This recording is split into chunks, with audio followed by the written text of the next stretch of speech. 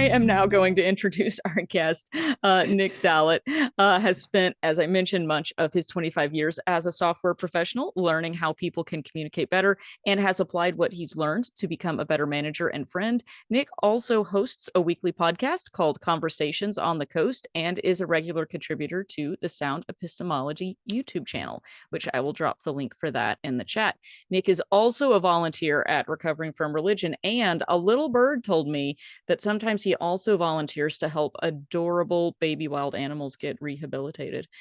So that is a lot of really cool stuff, and Nick comes highly recommended. And I don't know how he had time to be here with us given all of his volunteering that he's always doing, but thank you for joining us, Nick, and welcome to the show.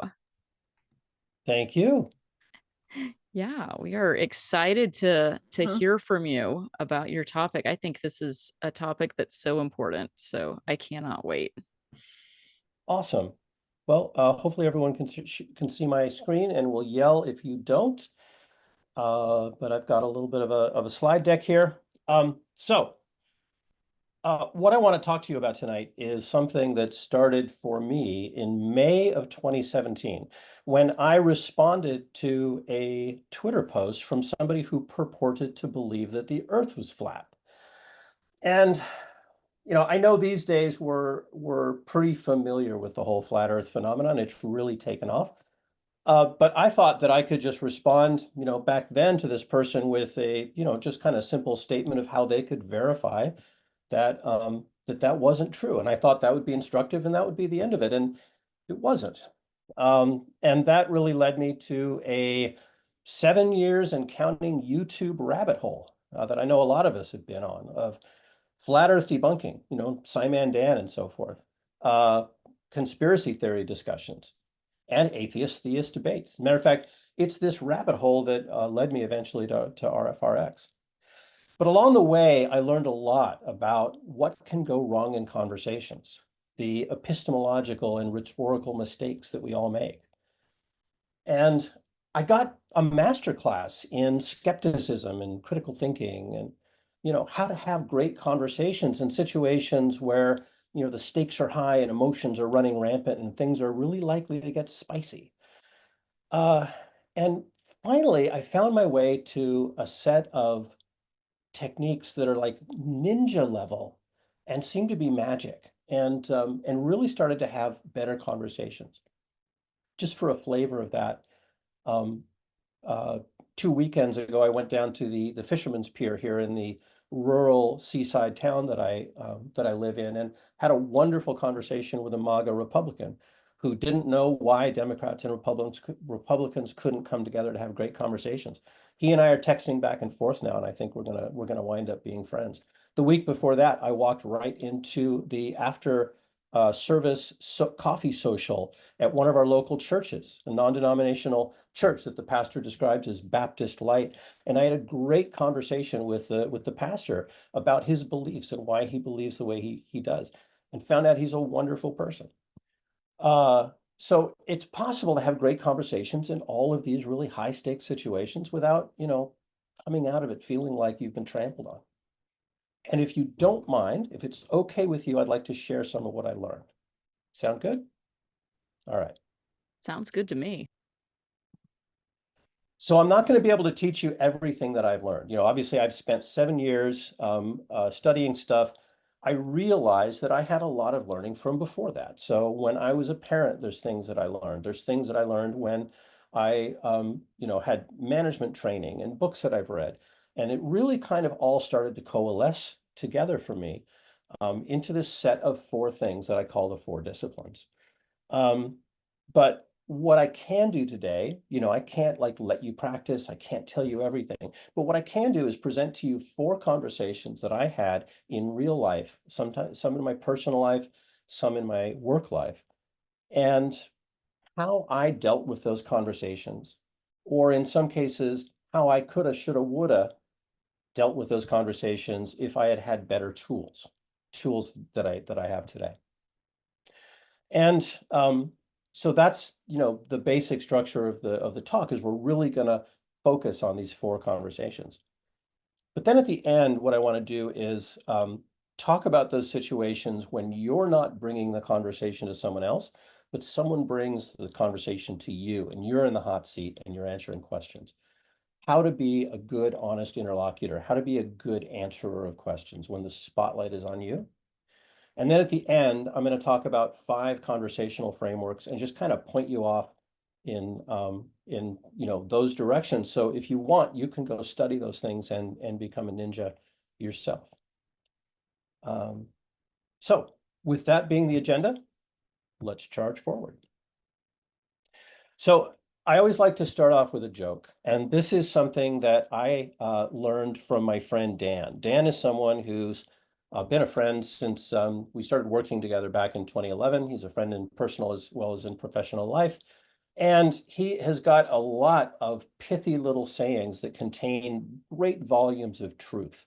And one thing he likes to say is, you know what the great thing is about communication? It's the illusion that it's taken place. And this just really tickled me when I first heard it. But the more I thought about it, especially recently, as I've been iterating on this presentation and really thinking about adding layers to it, is it's a really good reflection of what happens when we talk. Um, we say something to somebody trying to get our point across, and we think we've communicated to them, but we find it just doesn't land. Why?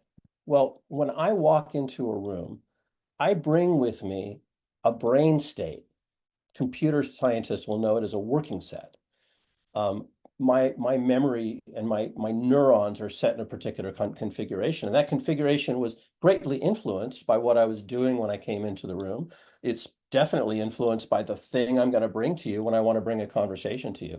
But it goes all the way back to when I was born, the genetics that came with me, the training of my neural network over 61 years and counting, right? I have come to this brain state honestly, but there's a lot of assumptions in there. And when I'm talking with you, you also come with this working set. You also come with an entire lifetime full of experiences, which have formed you and who you are. And you're coming to this conversation with an set of assumptions, and I'm coming to a conversation with a set of assumptions. And my job at that point is to try to make your brain state match my brain state by making noises at you. It's fucking impossible. There's just like, this is not a tenable situation. So if you really think about it, like this is the first lesson that I want to teach you is conversation between people is really, really difficult because of that, right? We're trying to translate our brain state into the right words to go into your ears to translate into a brain state for you. And that means we need to deal with all these assumptions, and we need to deal with, you know, setting expectations, and we need to deal with setting context and all this. And so if you learn nothing else from this, like walk away with that. But I promise you there's a few more lessons to come. All right, so let's talk about what are the 4 disciplines. And these are really 4 things that and I've been juggling these around. 3 weeks ago, the 4 disciplines were a little bit different, and then I had an aha moment, that caused me to reform them. And I expect that if you talk to me in 2 years, 5 years, 10 years, right, these will continue to refine themselves as I learn more. But the first thing that I want to leave you with is that if I'm having a conversation with you, I don't want me to talk to you. I want us to talk together. I always want to remember that we are having a conversation. We're participating in this together. And so that means that we need to form a relationship, and I need to honor the relationship that I have with you. And that can be anything from just creating rapport to, really being interested in what you think, really caring about you, having empathy and compassion for you. And one of the things that really helps with that is being curious, right? Really asking questions, and not just asking questions out of, pro forma, but really wanting to know, really bringing your curiosity to the conversation. One of the things that we learn when we learn to have conversations in this arena, right, in RFR, in Atheist Community of Austin, in these spaces is street epistemology, right? Street epistemology is a really powerful set of techniques. I do street epistemology a lot. I do a street epistemology podcast. But street epistemology, not by, and street epistemology uses Socratic questioning as a method. The the dual sides of Socratic questioning are, on the plus side, it's a great way to kind of lead people to things. On the negative side, it's very possible to use Socratic questioning to push an agenda. So you're asking questions to lead someone to your point. I would advocate for asking questions with the attitude of learning. Is that when I'm asking questions, I'm not just trying to lead you, I'm trying to learn. I'm executing genuine curiosity. People can tell when you're really asking questions to get to know them, as opposed to when you're just asking questions to drive your point home. Right? But when you ask questions, what are you trying to do? Well, one of the things you're trying to do is you're trying to figure out what's true and what's not true, right? And that brings us to the third discipline, which is epistemology, the heart of street epistemology, right? Epistemology is the study of knowledge, and it's how do we know what we know? How do we determine what's true? And what methods do we find effective to find out what's true? So I always want to come into a conversation saying, I want to believe things that are true, which means I do want to ask questions. I do want to be respectful. I want to honor our relationship, but I also want to get to what's true. And I don't want to let falsehoods go by. I want to ask about them. If you make a statement, I want to say, how do you know that? Why do you think that that's true?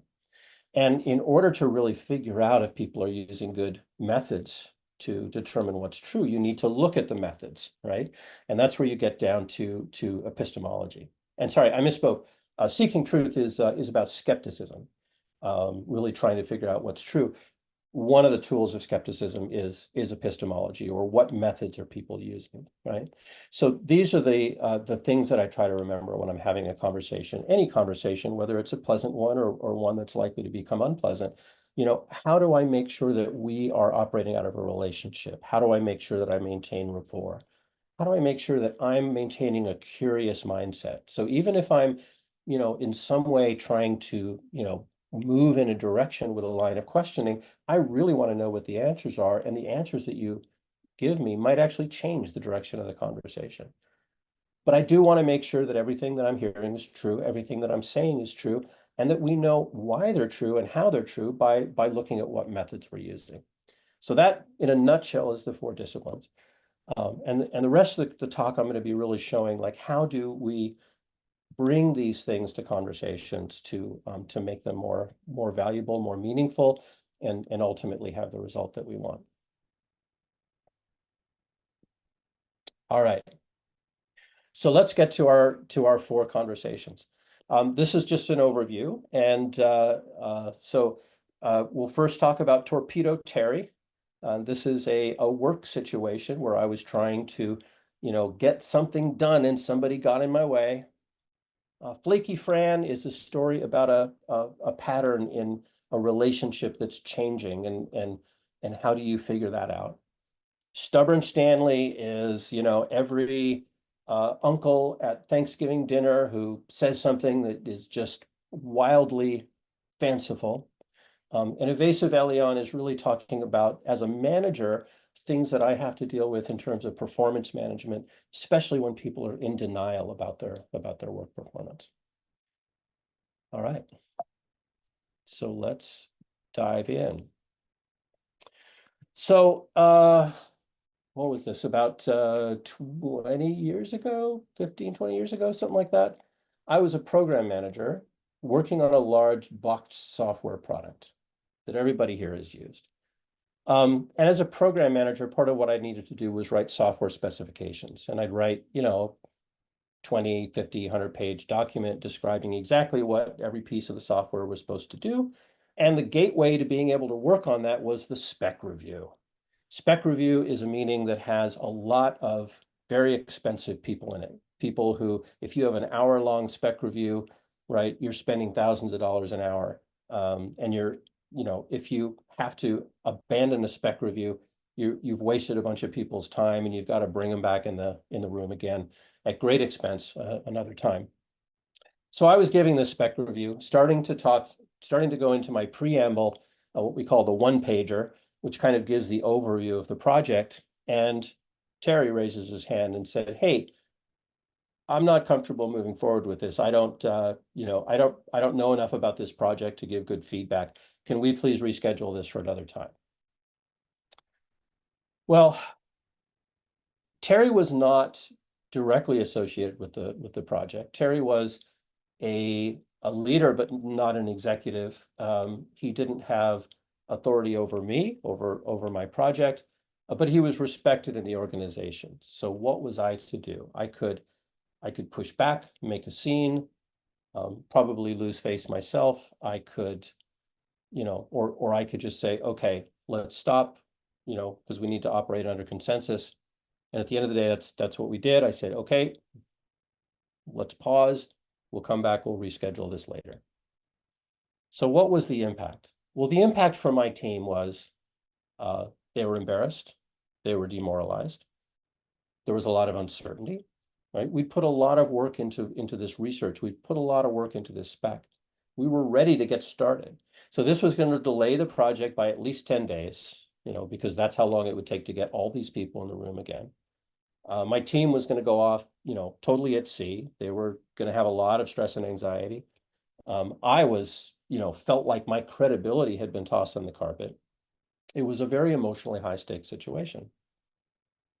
So thankfully, I'd had some training, and I knew a little bit about what to do. And I went to Terry, and we had this conversation. I said, "Terry, when you came into our spec review today and you asked me to cancel and postpone," which we did, "I felt like you didn't trust me. Is this what you intended?" And Terry said, "No, no, no, not at all. No, I just honestly I don't know enough about this. I'm just not comfortable making a snap decision in a meeting." So I said, "Okay, would it be okay if we read over the spec right now, or maybe I could summarize it for you, and then that would help you get some familiarity with this?" And he said, He said, "I can't do this now, but I'll tell you what, if you want to come in early tomorrow, we can meet and we can do that, and then we can let the project go forward if it looks good." So we agreed to do that, and that's what we did. So what do you think about this situation? Like, I don't know if it's allowed for people to unmute, but I'd love to hear just people's opinions. Is that fair for Terry to do? Was it fair for him to ask me to kind of, accommodate him like that? So we don't have it to where people can unmute, but they can Okay, write in the chat. So that would be a cool. good Yeah. spot for that. Yeah, so go ahead and post up in the chat. And I actually can't see the chat right now because I'm looking at my screen. So But I want people to, why we wait, Card? Do you think it was fair? Why we wait for the people to type? yeah, You I'll go. know, I'll go into this. It's. I think at the end of the day, when I look back at that, I think it's really easy to say, "Hey, that was kind of a power move that Terry pulled. That was pretty manipulative." And for me to go in and say, "Okay, from now on," because this is basically what happened. We negotiated, and I learned, right? I learned how to work with Terry to pre-flight things with him, before we went forward with him, right?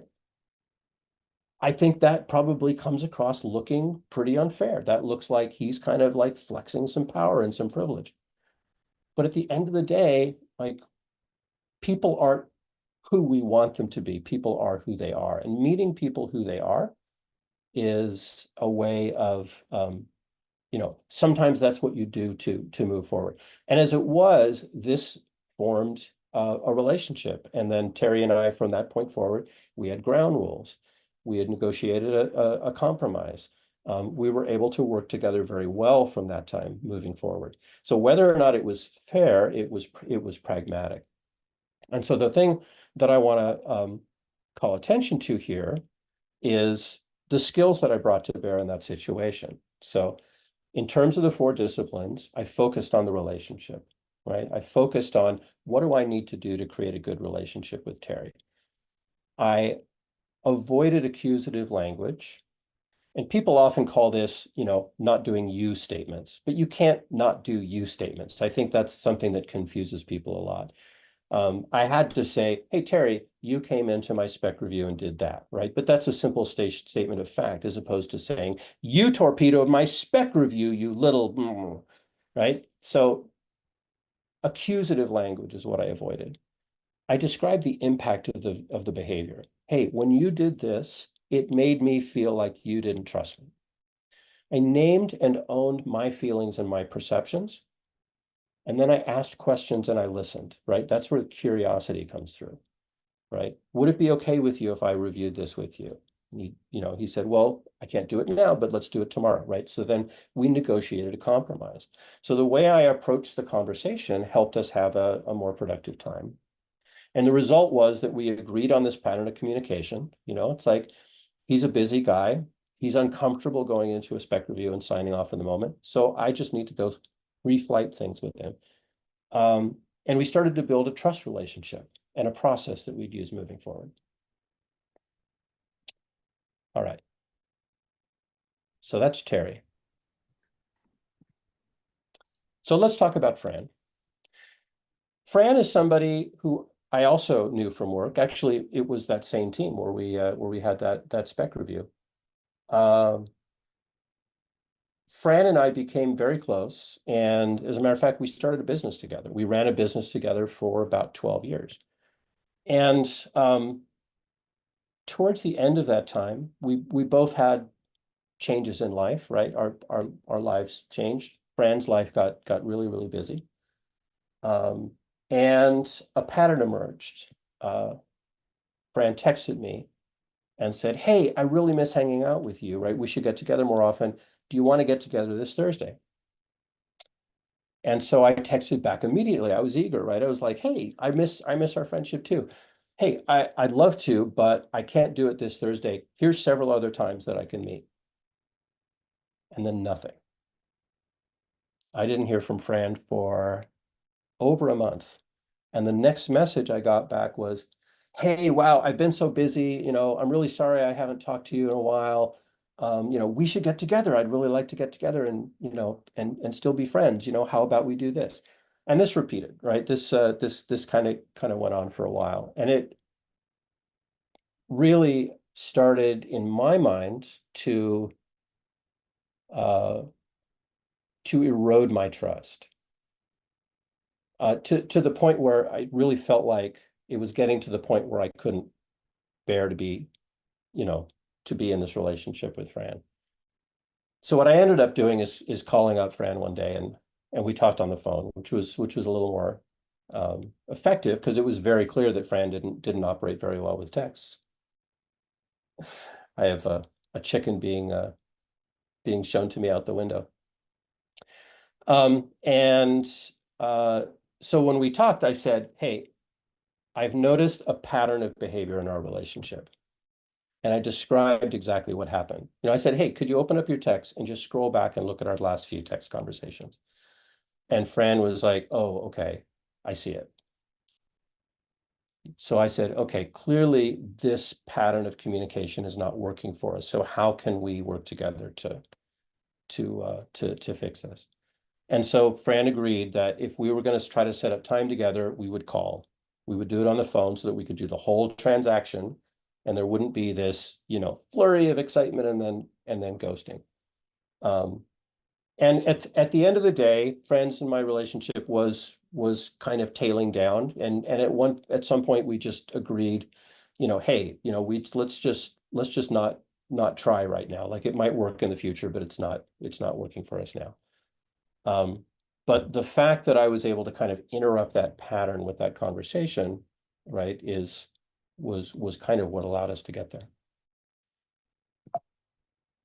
So let's look at what I did. So first of all, I identified and named a pattern of behavior. And I described the impact, right? It's going to look a lot like the conversation with Terry. I clarified my needs and my boundaries. Like, hey, I'm not willing to keep doing this.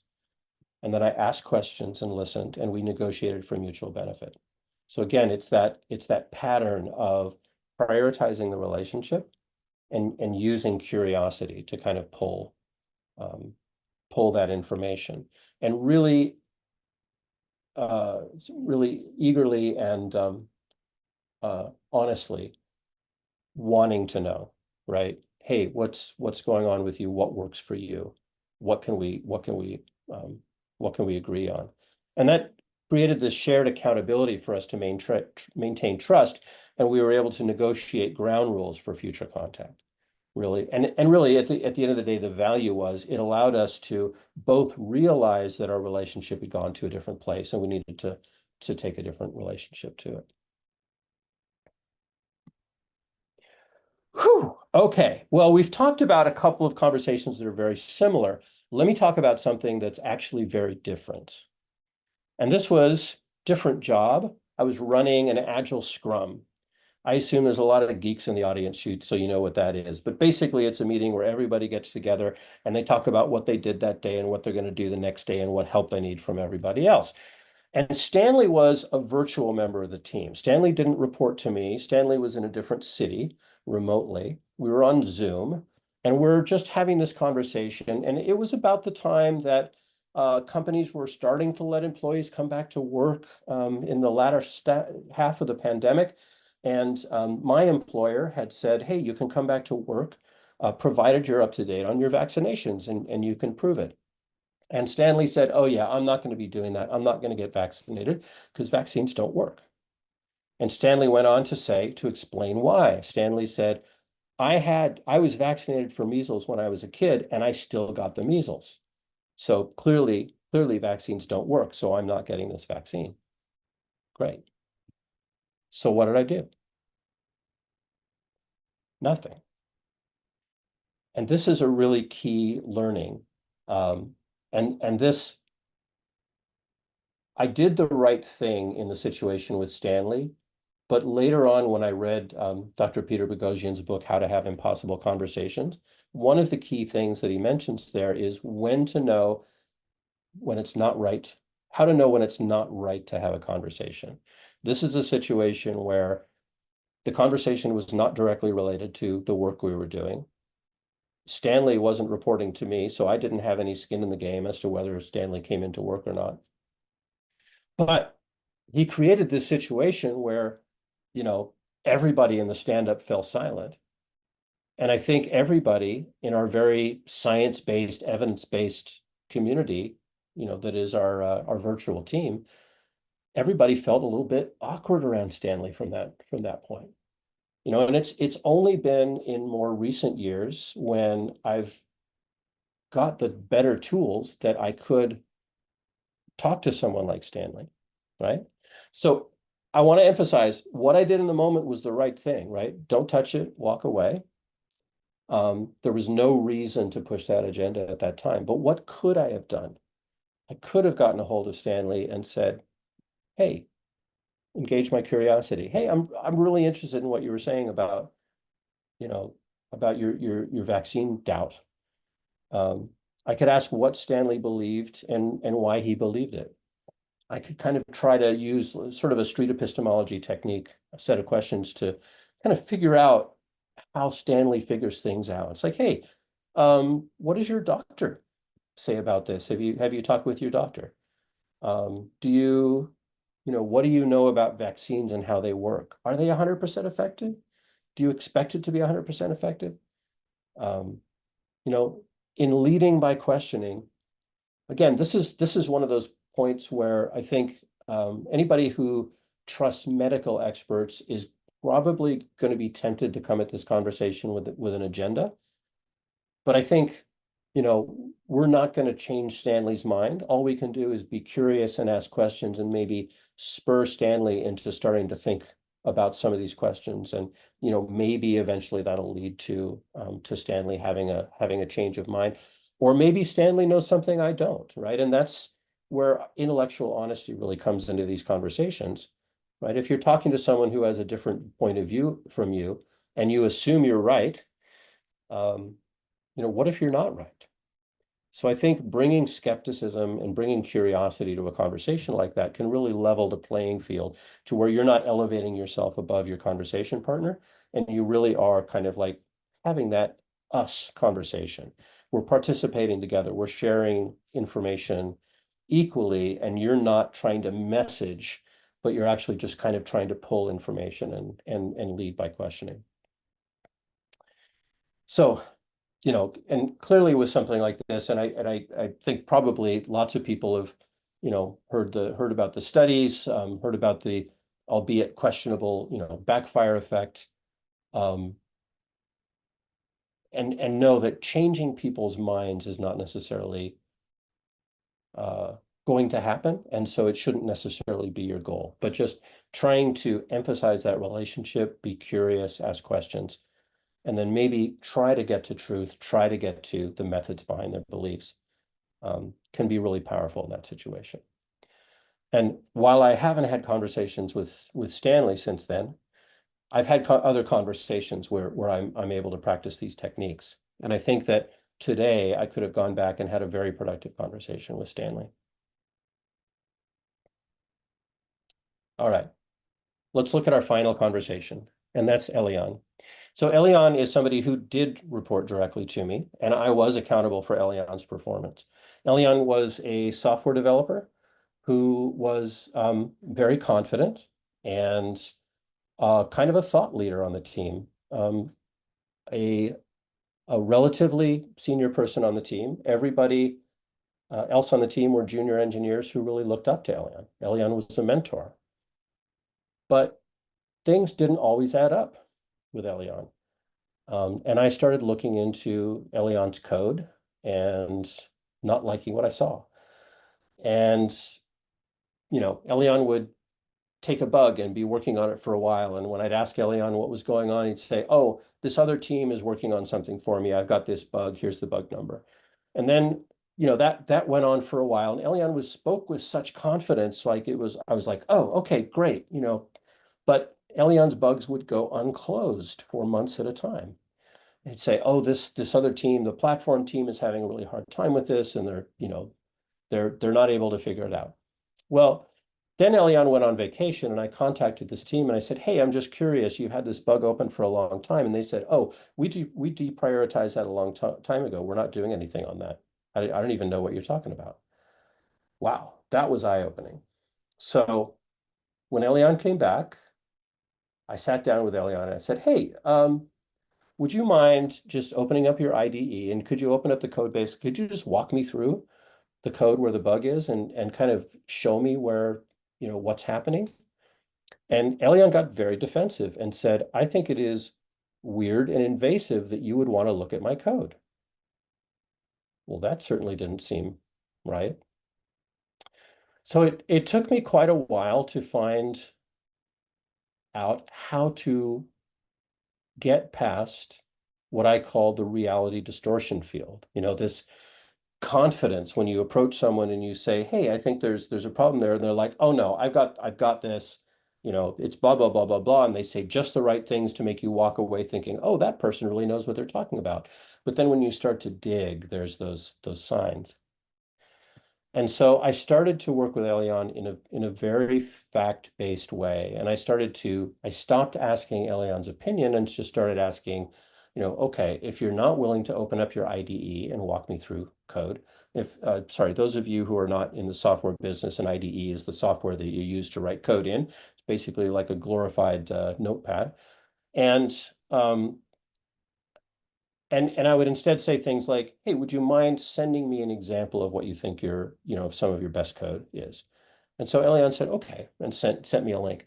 I started looking through that code and I found something that really made me scratch my head. And I said, okay, what's happening on this line? And Elian said, oh, well, I don't know. I mean, it seems pretty straightforward. I'm throwing an exception. And I said, okay. And the line I had sent him to, and this again um, will probably not make a ton of sense to non-software developers, but I'll see if I can explain it in the simplest way. The line that I pointed Elian to was a line that the code would never progress past because it was basically a code stop. and nothing beyond that. And there was a block of code past that that would never be executed. So the fact that Elian couldn't recognize that and couldn't speak to it was telling. So by asking these questions and prioritizing demonstration, saying, okay, how do you know that this code executes correctly? Can you demonstrate that it's executing correctly? Can you show it entering this code block past this code stopper? And Elian couldn't do that. And that helped us get to the point where we could have an honest conversation about Elian's job fit. And it helped me get Elian into a different job where Elian could be successful. And so what did I do? So I engaged my curiosity, right? I didn't accuse. I didn't go and say, hey, you're not doing well. That approach wasn't working very well. I said, hey, can you walk me through the code and describe what's happening? Can you show me your best example of code logic? What's happening on this line? And then getting to truth, right? Engaging skepticism. Can you demonstrate that this works the way you intended? And I prioritize demonstration over explanation. How do you know it works? Can you show me that it works? And I also emphasize my commitment to helping. It's like, hey, I'm not here to tell you you're doing a bad job. I'm here to help you find how to be successful. So really prioritizing the relationship. And the result was it removed all that emotional content from the conversation. It really focused on facts, and it sidestepped the reality distortion field. And it really invited a conversation that led to a better job fit.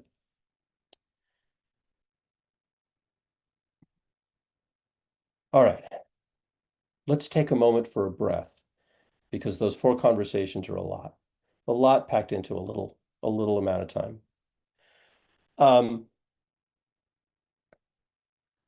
So let me talk now about, what do you do when the spotlight gets turned on you? Like, you notice that every single one of those conversations, I went to the person, or in the case of Stanley, chose not to go to the person.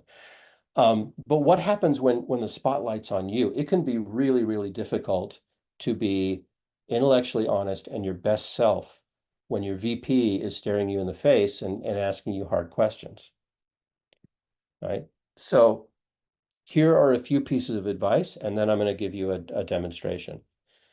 So one thing that's really important when people are asking you questions is to stop and understand the question they're asking you. Because if you're really listening, you should be able to understand not just what the question is, but what's the motive behind the question? What are they trying to learn by asking me this question? And what kind of answer are they asking for? Are they asking me to just say yes or no? Are they asking me to give them an in-depth explanation of something? Are they asking them to give them a set of options? Because answering the question that you were asked is important. You can ask clarifying questions. Hey, before I answer that, what is it? Are you asking for this, or are you asking for this? Like, what kind of answer are you looking for? And then answer the question that was asked. And even more importantly, for every question, once you give the answer, you should be able to see what the obvious next question is. And if you're not ready to answer that obvious next question, then that's on you. It's always important to come to these conversations with intellectual honesty. One thing piece of advice I give people is, when somebody's asking you questions, don't take it as they're directing the question at you. Hey, remember, we're in a relationship, and we want this conversation to be a relationship. We're talking about a topic. We're not talking about you. We're not talking about your ego. We're talking about your code, probably, or your sales results, or something that you're doing. I'm presuming this is at work. And so the two of you can turn and look at the topic together and engage your curiosity and look at the topic together. And I'll give you an example of this in a minute. If you don't know, say you don't know. A lot of executives will what I say is, they manage to I don't know. So they'll keep asking you questions until they get to the edge of your knowledge, because they want to know, how deep do you go in this? And sometimes the best answer is, oh, I don't know. That's a great question. Like, here's how I might find out that answer. Um, and humility is also an important part here, right? It's like um, really internalizing that the conversation is not about you. Really, the person is trying to get to the topic, not to you. And that can be so hard to do, to kind of let go of that feeling of, oh, I'm personally being attacked. No, you're not. Your ideas maybe are under scrutiny, and you can let go of your ideas. You are not your ideas. So let's move on and look at a concrete example. I know I hate this theory stuff. Let's get to something real. So your VP comes to you and says, "Did you make your sales targets this quarter?" What are you going to say? What do you think this person is going to say? What is the right answer? Well, here's what this person said. Oh, two team members had family emergencies during the peak sales week of the quarter, and my dog got sick during the same time. I tried to get Sally to take my meetings, but I wasn't able to get a commitment from her. So I was tearing my hair out trying to cope. And is this what your VP wants to hear? Probably not. All right. Let's look at this situation when you're a little bit better prepared and you've really thought about what you want to say. Did you make your sales targets this quarter? No. Yes or no question.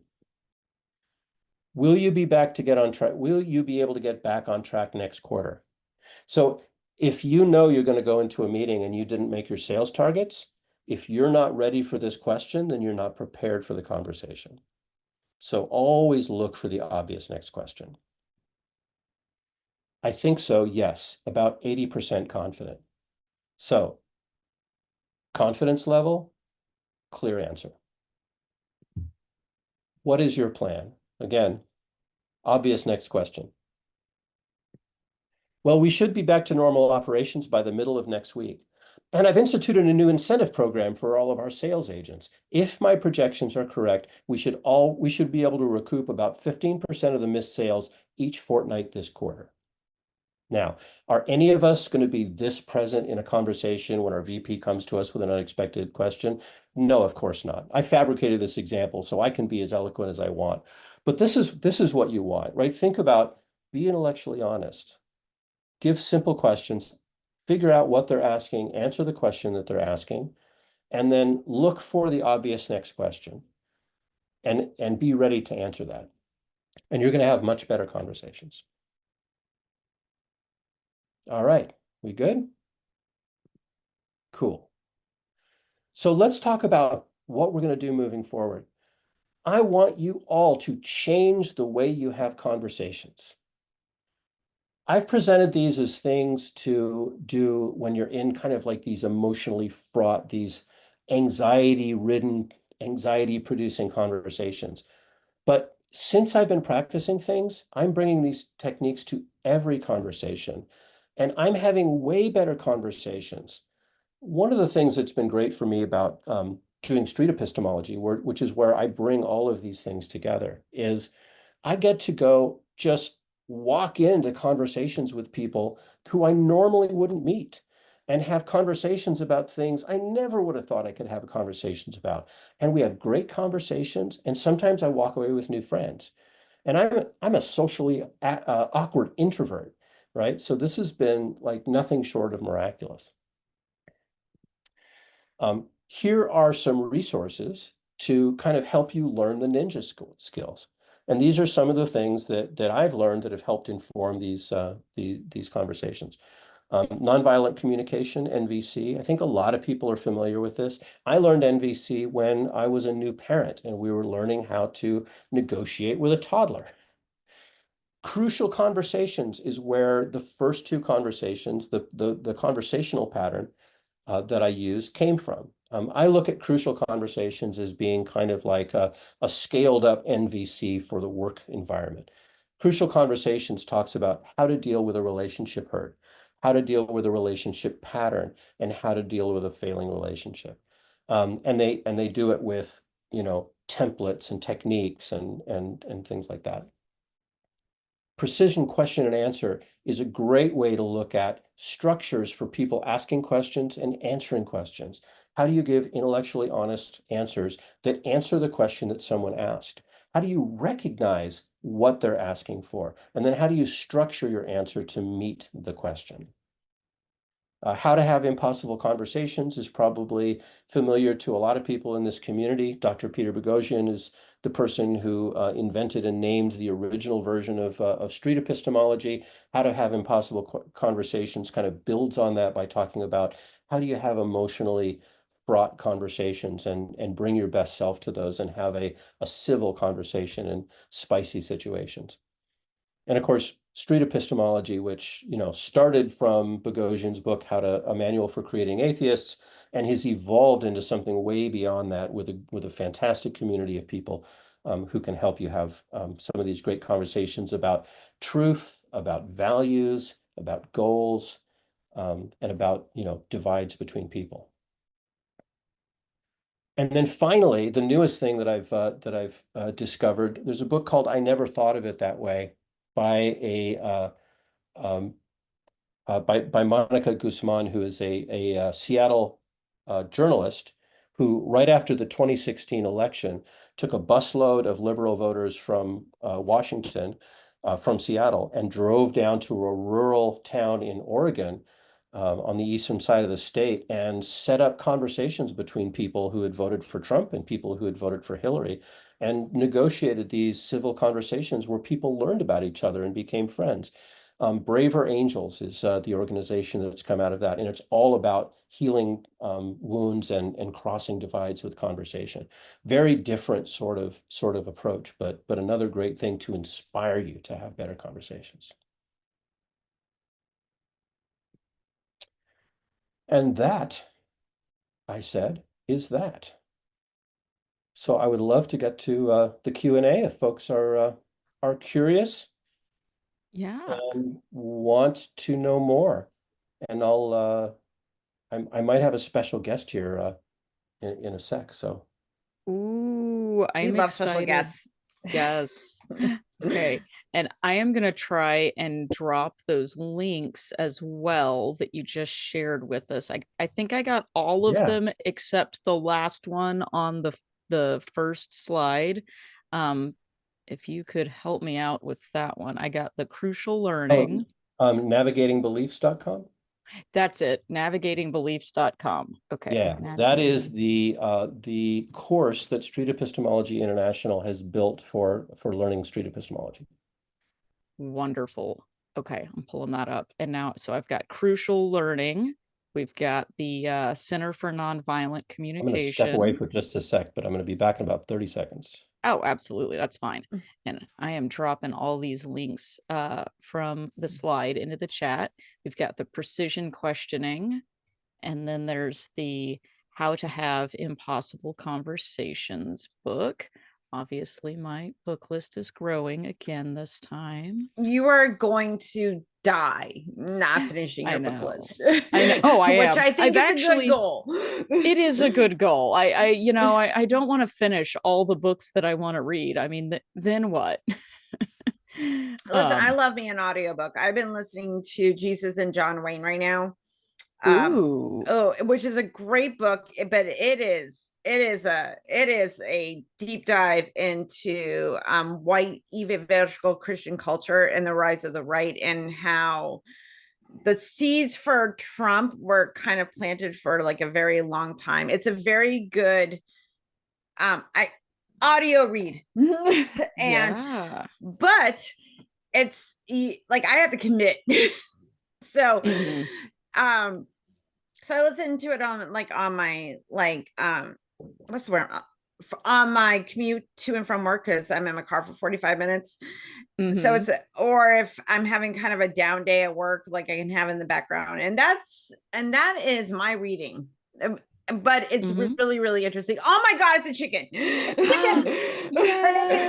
Yes. June. She's a sapphire gem. Oh my God, goodness. she's so cute. So cute. What kind of chicken is she? Sapphire gem. Sapphire gem. Oh.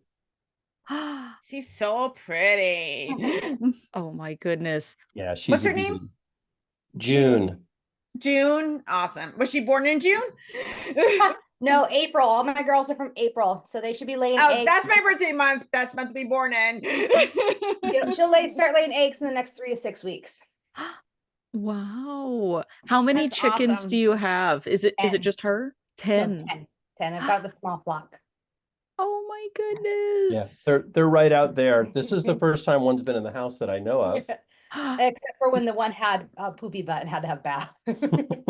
Oh, Oh. I love that. We love Oh. chickens on this program. We get to see Oh, some good. every now and then, but not usually up this close. She's so pretty. Oh She's my just come goodness. around like recently to letting me pick her up more. Wow. Oh. How Yeah. old is she? They were born like around the end of March, April. No, a little bit into April, like probably the 5th of April or so. Oh, Because of this year. of this year. That's why Got they'll it. start laying eggs this fall. Well, they could. Oh. Yeah. Oh, So wow. 5 months old. She's just Yeah, 5 about months 5 old. months old. They start laying between like most of them around 5 to 6 months. They start laying. Do you want to type a message? No, No. not into the keyboard. All right, honey. We'll let Mama There take you you back out. go. Thank Start you Oh my so goodness. much. You're welcome. There you go. See, I'm old and boring, but chickens are fun.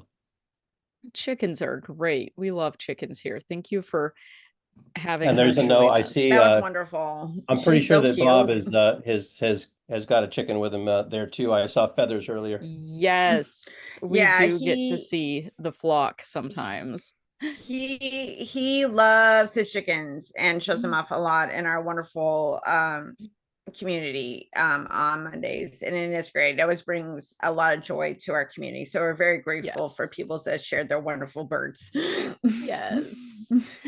Oh, that reminds me, we should look over our poll questions and see We which have to do animal Q&A. won. We have to, Yeah, oh we yeah, do we'll have to do do Q&A. poll. We'll do poll Okay, and then we'll do then Q&A. we'll do Q&A. Okay. Okay, let's see. Okay, so from the poll, we asked people which of these conversational frameworks they had heard of, and it looks like the majority of people, 86% had heard of street epistemology. That was the most well-known one. That makes sense in this No community. surprise. We've had Anthony Magnabosco on before. Anthony's 77. he's a member. Yes. Yes. 77% had heard of nonviolent communication.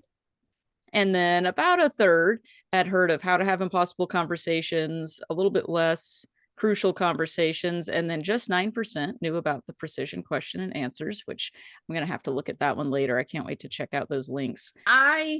I recommend crucial conversations for people that are in a younger audience as well, because the people that do that channel are in their like 20s and 30s, and they actually talk to like anybody from like teenagers to full-grown adults, but it's like Anthony's like our age range, and crucial conversations like it like that younger demographic, and having those conversations is really really important.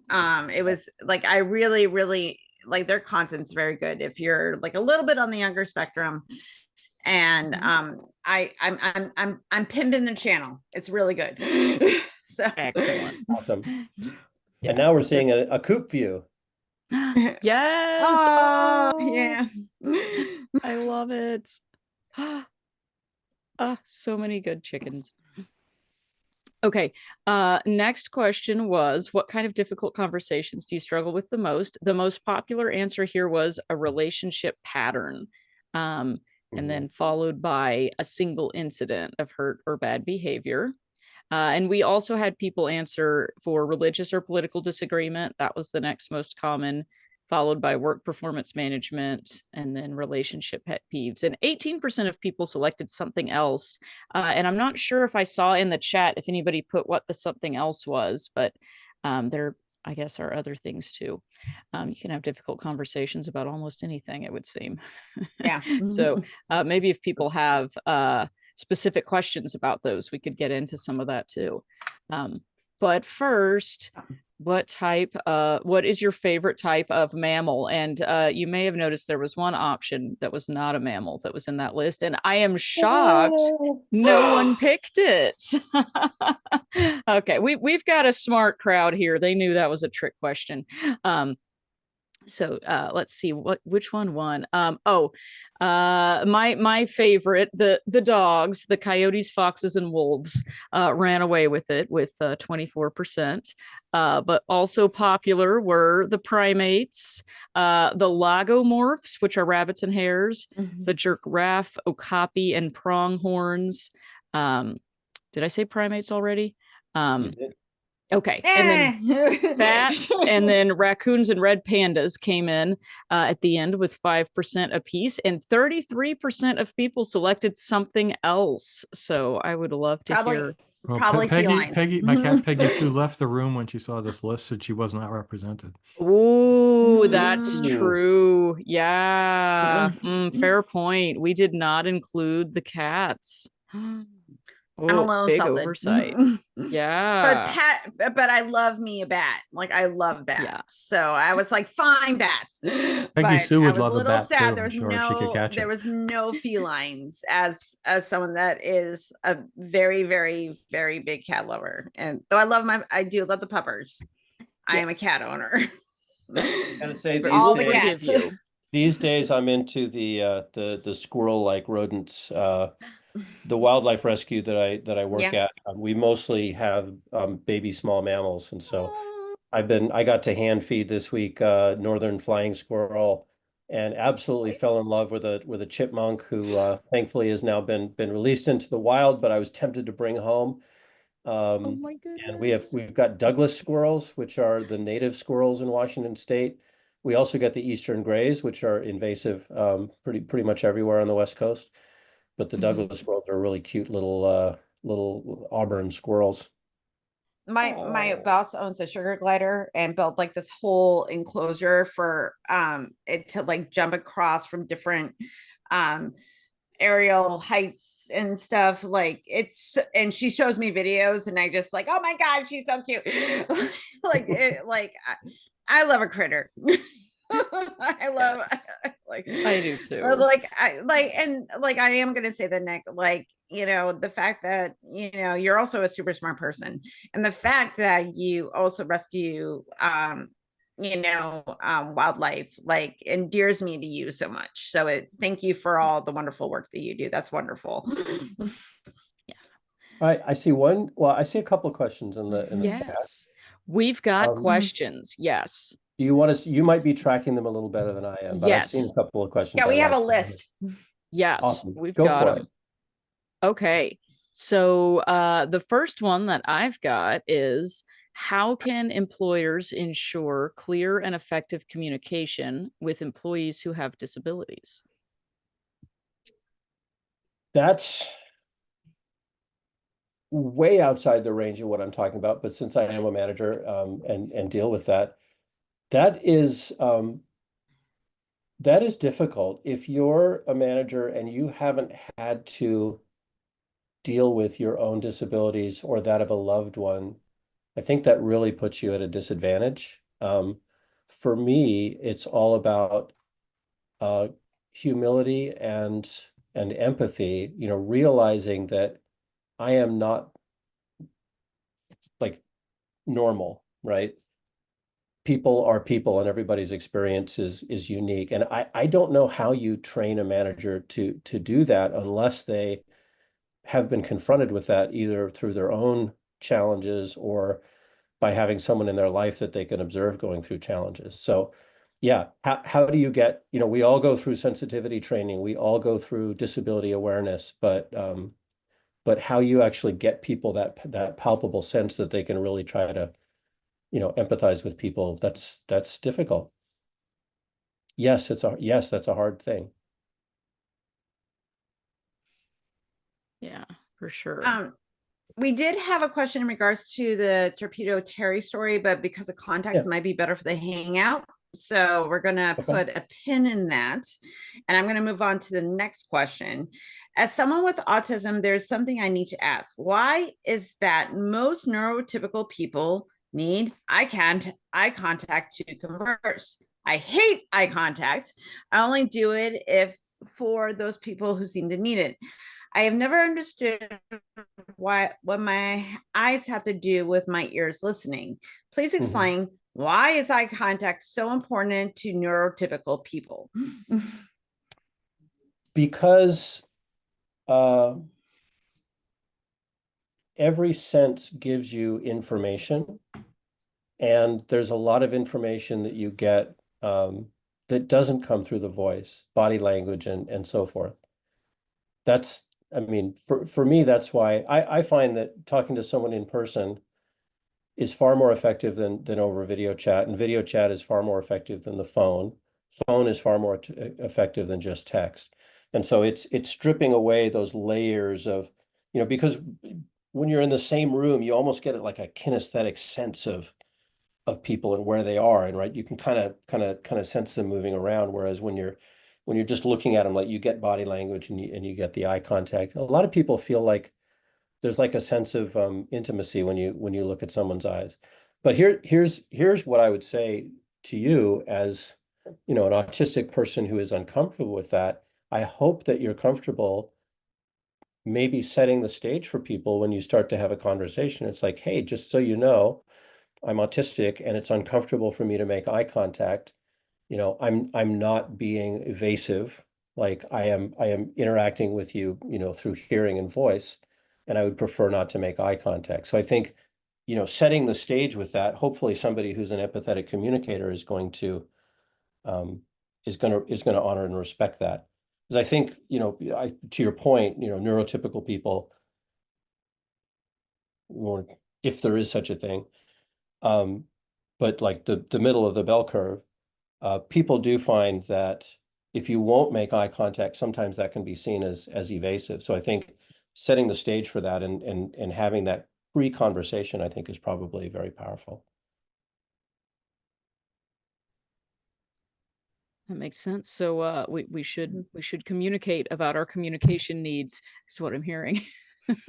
Yeah, and that's all part of, creating rapport and having a relationship. And, remember I when I talked about at the very beginning about how impossible it is to communicate, right? You need that context or people don't know where you're coming from. Fair enough. Yeah, definitely can relate to that one. Never sure if I'm making the right amount of eye contact. Right. And like I was saying this before in the chat, like, for those of us, like, I am not neurotypical, but I am used to having eye contact with the person I'm communicating with, because I'm trying to gauge emotion and inflection and where the person's at. But but if I'm directly staring at someone for more than 10 seconds, it gets weird. So there is a balance. And like I was saying, for neurotypical people, or even people that are neurosparkly, depending where you are in that category, there's even people that you would consider neurotypical may not like a lot of eye contact because of just they may not be diagnosed with autism, but it could just be something that they're just like, oh, this makes me feel weird. So it gauges by person, and I don't think it should be something, though, like, I don't really think about eye contact, but I do understand with my autistic friends that if it can be weird, and as long as they tell me they're autistic and it makes them uncomfortable, I try to adjust because I don't want to make someone feel uncomfortable. Yeah, somebody in the chat made a great point, which is that Yeah. that can be really fraught in an job interview situation. Yep. And I would say if you're if for whatever reason, if you're uncomfortable with eye contact or something, some other communication preference, tell the recruiter, because the recruiter will tell the whole interview panel. And so people will hopefully respect that when you get into the interview. Nobody is going into an interview situation trying to make you uncomfortable, or if they are, you don't want that job. Definitely And this type not. of stuff is it is supported under the Disability Act. ADHD, Yeah. autism, people that aren't, not, I hate the term normative, because neurotypical, because everybody, it's a spectrum. But if you are diagnosed with something like ADHD or autism and you need certain accommodations in interviews and on your job, your employer should allow for those accommodations. So, you know, just putting that out there that you have the rights to say, hey, I have autism. Eye contact makes me uncomfortable. Can you let the employer know, as Nick was saying? So there was another question in the chat about black squirrels. And yes, we were at Niagara Falls. And if you go to Niagara Falls, they're all over the place, and they'll come eat your sandwich. Oh my goodness. I so would cute. gladly donate my sandwich to some squirrels. Yeah. Assuming it's safe for them to eat it. I guess they would know if they're supposed to eat it or not, hopefully. Yeah, probably not, but you know. They See can make there, I'm putting way too much trust in these squirrels already. I love it. Okay, well, we also have another question. Being autistic, I am often very blunt in conversations. However, my bluntness is often mistaken for being rude. Why is being blunt in conversation seen as rude? When I originally studied precision questioning, they told us, hey, this is great to use at work. Don't go home and use it with your spouse, because precision questioning does come off. It is like you ask these really targeted questions. And I tried that, and yes, indeed, you make people really angry when you do that. So I think even as a neurotypical person, if you're asking questions that are very pointed and blunt, there's all this kind of like undercurrent of conversation that happens. And there was a really similar question asked on the Street Epistemology Discord, where someone came in and said, why do we need to build rapport? Like that's my least favorite part of doing street epistemology. Why do I need to be nice to people? And I think if you talk to like a to an anthropologist or somebody who knows more about kind of like evolutionary biology and so forth, it's probably related to like primate grooming behavior and things like that. It's like there are things, bonobos have a really extreme way of doing, of creating rapport. But you see that in primates, is that people form social bonds and communicate by being nice to each other and kind of creating this thing. And that's what, I think when we do rapport building activity, that's what that's about. So I think it's just a quirk of biology that, some people do that.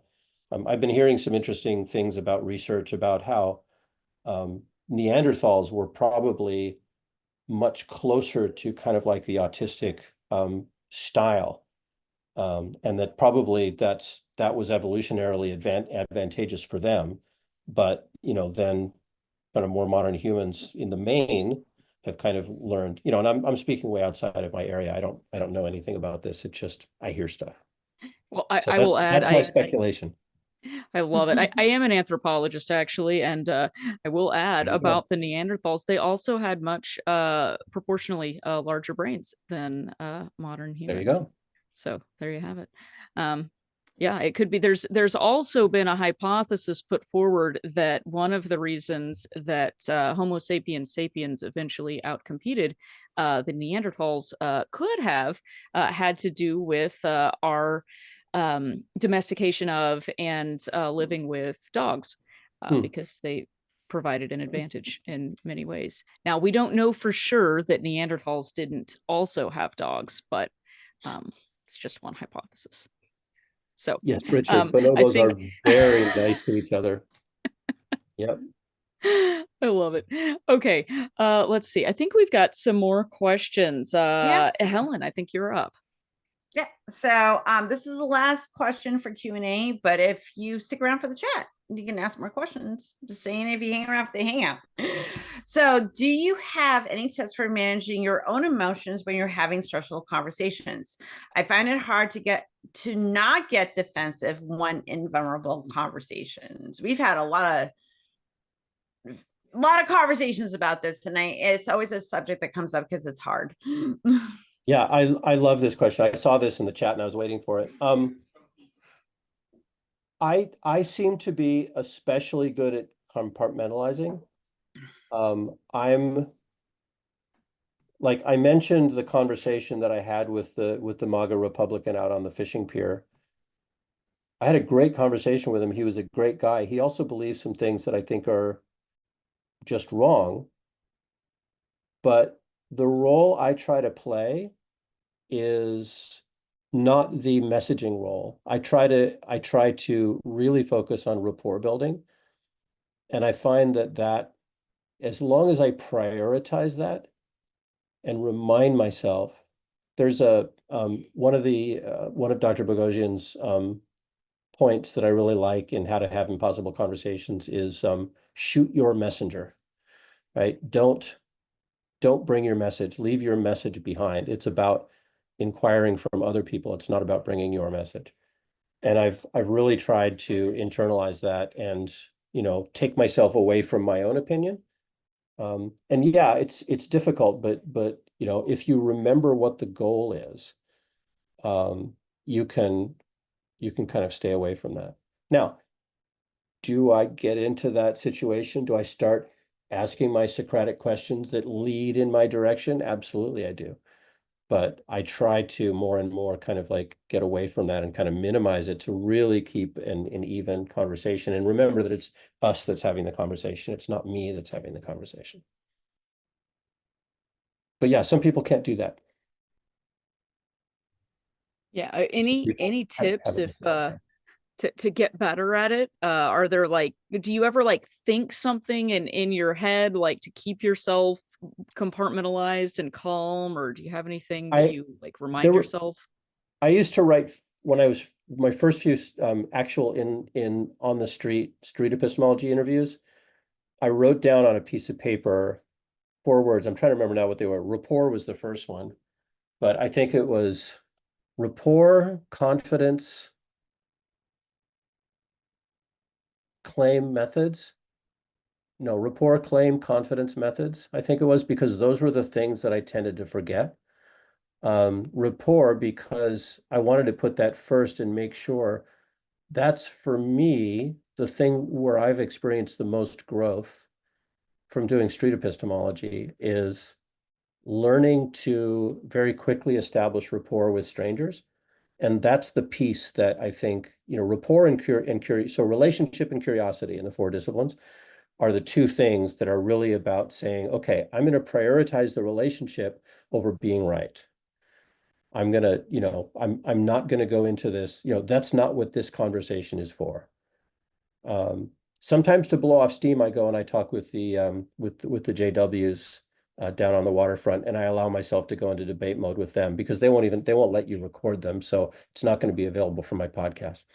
So I'll go debate them and blow off a little bit of steam. But yeah, for most conversations, I focus on the rapport. I just remind myself, yeah, it's about rapport. Remember to establish rapport. If things start to slide off, reestablish rapport. Okay, good to know. Yeah, I wasn't sure if I was the only one who had to remind myself constantly what I'm doing during conversations, but Yeah, you write it down and write it on your hand. yeah, why not? When you're about to gesture at someone, it's like, oh yeah, okay, never mind. Yeah, I had a professor in I believe it was a negotiation class one time who like finally just told me, Kara, you don't have to be provoked. And I was like, oh, I don't know why I hadn't thought of that myself, but I hadn't. And I would tell That's myself really that. funny. Yeah. Because like knowing you for so long, for someone to like, because you don't seem like someone that could be provoked at knowing you Oh, as my friend. And thank that's you. so like the fact that someone had to tell you that is wonderful. Like you learned a life lesson. Good for I did. I did. you. It was great. I've used that a lot. And I'm like, okay, that's right. I don't have to be provoked. And for some reason, reminding myself of that helps. There's a couple of great points happening in the chat. I loved what Helen said, which is I'm blunt with people I trust. With Mm, others, I don't know if you can be in that circle. So it's like you said, like you then you use rapport to kind of like establish that trust. And that was in response to Rachel's statement that, or question, is rapport just a way of helping people relax, right? So that you can have that conversation. Yeah. All right. Well, I think we have reached the end of our questions. I do want to share your links to your podcasts. Is Yeah. there anything else, any other links or resources you'd like to share, or any closing thoughts you want to leave us with before we wrap up for the Hangout? No, I think smash that like button, subscribe, et cetera, et cetera, et cetera.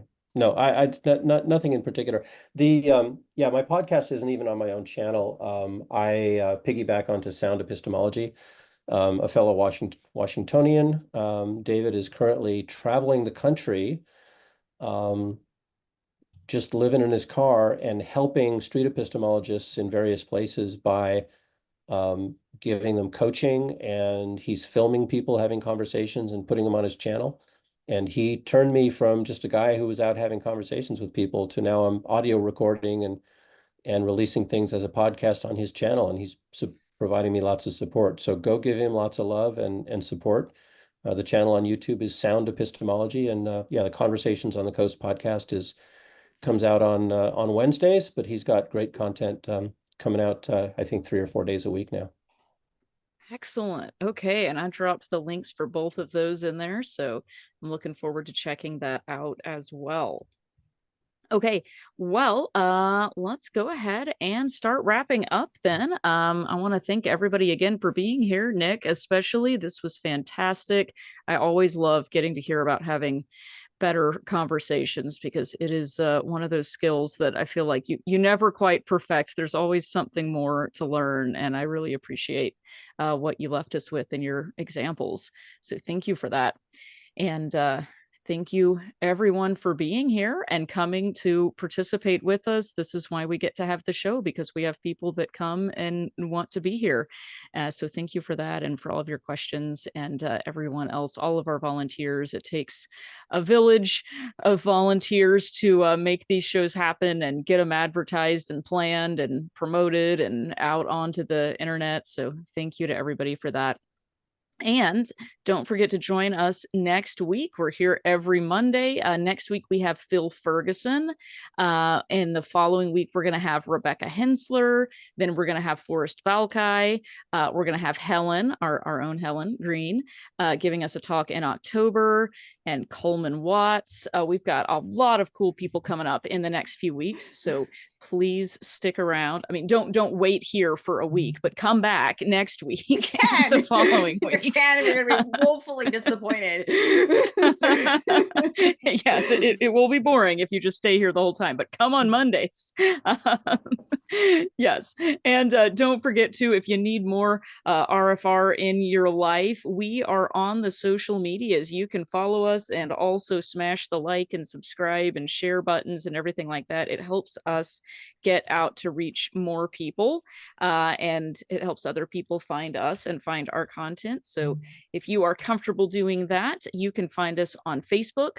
We have a main page as well as a support group page, and I'm dropping the links for all of those. We're on X, Instagram, TikTok, and of course YouTube. And we have, I believe, 204 previous episodes of RfRx up on YouTube, so you can catch up on those between now and next Monday if you would like to. And also, Helen, do you want to tell people about how they can volunteer if they are so inclined? Okay, so if y'all want to be 20% cooler, that's the most important thing. You want to become a volunteer with Recovering from Religion. Now, I'm not just saying this because I've been volunteering with this organization, will be 4 years in November, but I'm also saying this because I have found through my own experience and just talking with all the wonderful volunteers here that part of the healing is helping others. I get so much every week. I'm here nearly every week, even if I'm not hosting, because I love hanging out with y'all. because I love hearing people's stories. I love connecting with this wonderful community and knowing how much RFR is helping you. So if you want to be part of this wonderful pipeline of great people, you want to volunteer for Recovering from Religion. Now, right now, okay, there are other jobs besides being on the helpline. Like I was on the helpline for a hot minute and I was like, this isn't for me. But I found a way to use my particular skills and talents to benefit Recovering from Religion. You can vet new volunteers. We were talking about street epistemology. Anthony Manabosco did my interview, and hello, I am here. And he's a wonderful volunteer and caring, wonderful person that is part of Recovering from Religion as well. You can post resources on the resource page and vet them and make sure they are good for our wonderful community. You can host support groups. You can bug Rachel and be like, hey, I want to do a support group, and then you go bug Rachel. You can support the online community and mod and make sure people aren't being buttheads in the chat.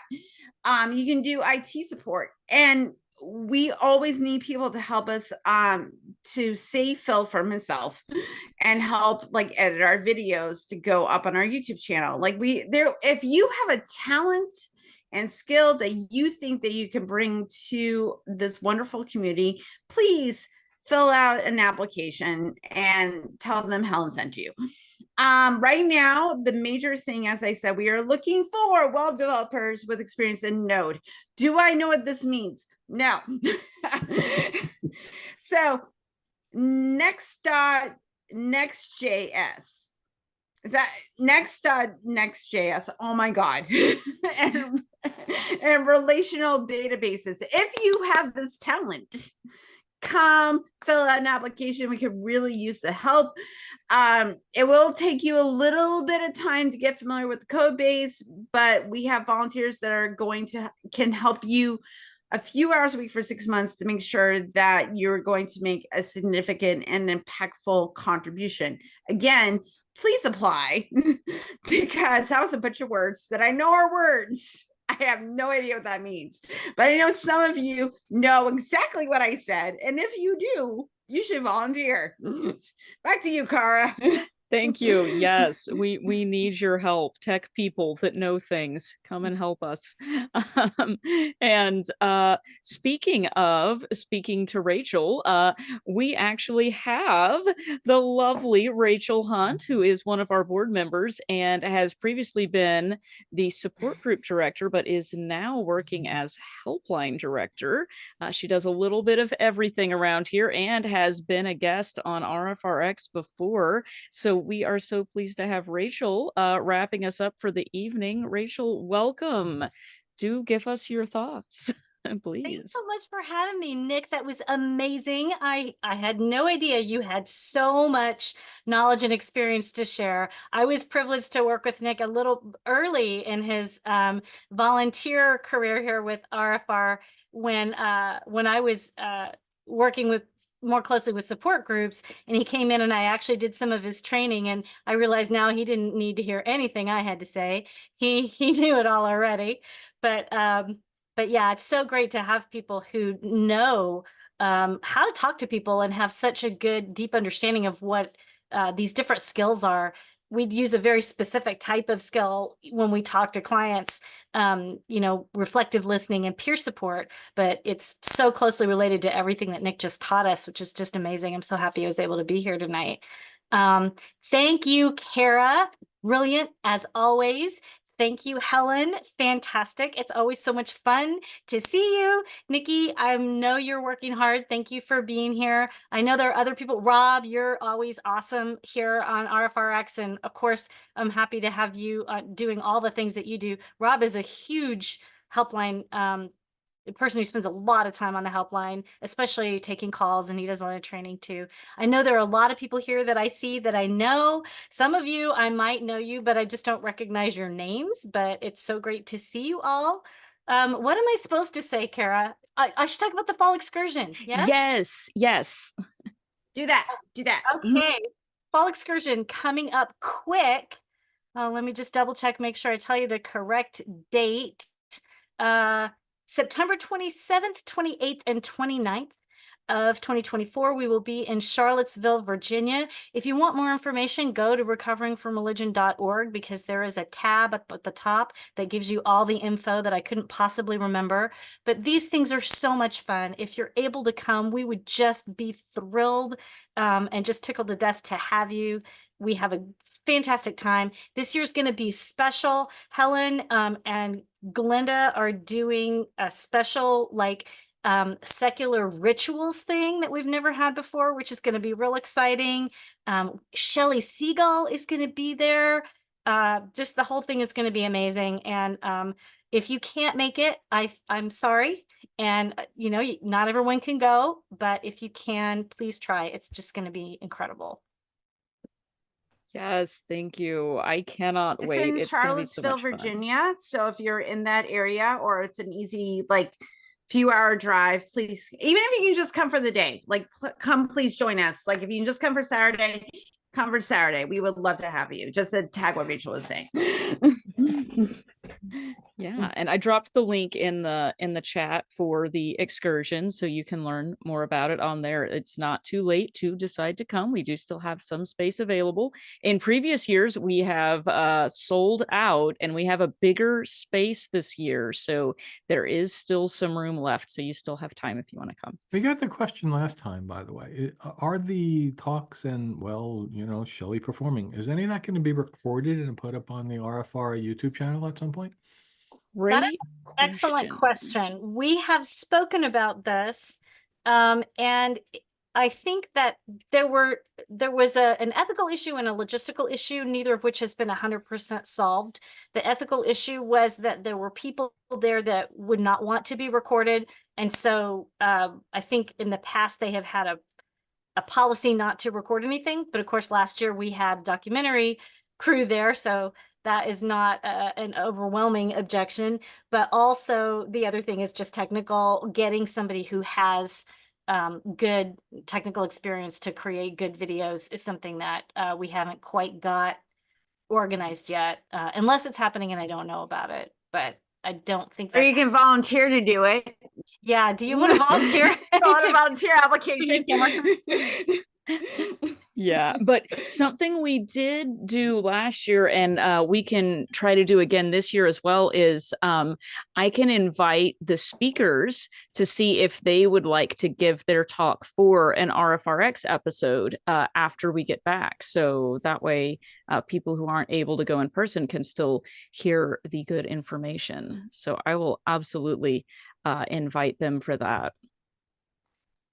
That's going to be real fun if you do mind, Kara. Yes. Are you going to help us learn dance? That would be such a fun RfRx. Could we do that? I mean, it's a little bit different when you're not in person, but I would make everybody stand up in front of your computer and move. I can't make you. I'm not there, but I would ask you to, and I would give you a hard time if you didn't do it, probably. So yeah. This happened to me at work one time. They advertised this as a group yoga thing on a Zoom meeting, but then midway through, after they demanded that everyone turn on their cameras, and I was now far away from my camera on the yoga mat doing activities, they then said, now we're moving into the interpretive dance portion. Everyone start your interpretive dance. And I'm not a coordinated person, and I was new to that job. It was not great, but we will not force anyone to be on camera. But that would be a lot of fun. That reminds me of a couple of times when I was invited to go and teach dance, as a bonding exercise for some corporate retreat. They hated it. Nobody wanted to do it. So I ended up developing this thing where people just I have to start them out just tapping on the table, showing that they can hear the rhythm, and then I'd have them just tap their feet on the floor while they're sitting in their chair, and then at the end I would try to get some of them to stand up, and I'd get 20% of the people to stand up, and the rest of them were like, please God, when is this going to be over? It was but I got paid anyway, so I didn't care. I will sit Hey, at there a you go. table and tap out a beat. If you want me to move, no. That's not happening. That's Unless I great. want to be embarrassed. And no. My proprioception is completely off because of my nerve issue. So I'll just sit in. I will tap out a beat, man. Yeah, man. I love it. I love it. Well, we are definitely looking forward to it at the excursion for sure. And it is an I'll optional hold up a activity. lighter in support for your class, Rachel, at Yes. excursion. The point of the class, can I just give a little? Yes. Can I do Yeah, this? go please So- do. Yeah, give a preview. I would love a preview. Well, the class is rediscovering your body through dance. And what I have read, I'm not an expert on trauma or psychology at all, but what I have read is that a lot of times people have trouble coordinating their body. They have coordination issues sometimes due to trauma, right? If you tend to dissociate or you have had, physical trauma and you try to like not pay attention to your body and get really in your head a lot, this causes coordination issues, and it can be, part of your healing to learn to reconnect with your body a little bit. And because I'm a dance teacher by trade, I've been doing it for, well, depends, like my whole life. And I work with beginners a lot. I just came up with this curriculum where we just do a little class and we learn to kind of just love our bodies and try it. And no one expects you to be great. It's not about learning to be a great dancer. It's just about learning to reconnect those bits of your brain that need to coordinate with your body so that it all works together as a single unit again.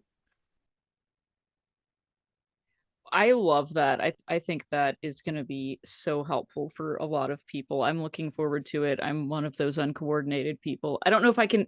I'm now going to blame that on trauma. I don't know if that's true or not, but I'm taking that and running with it.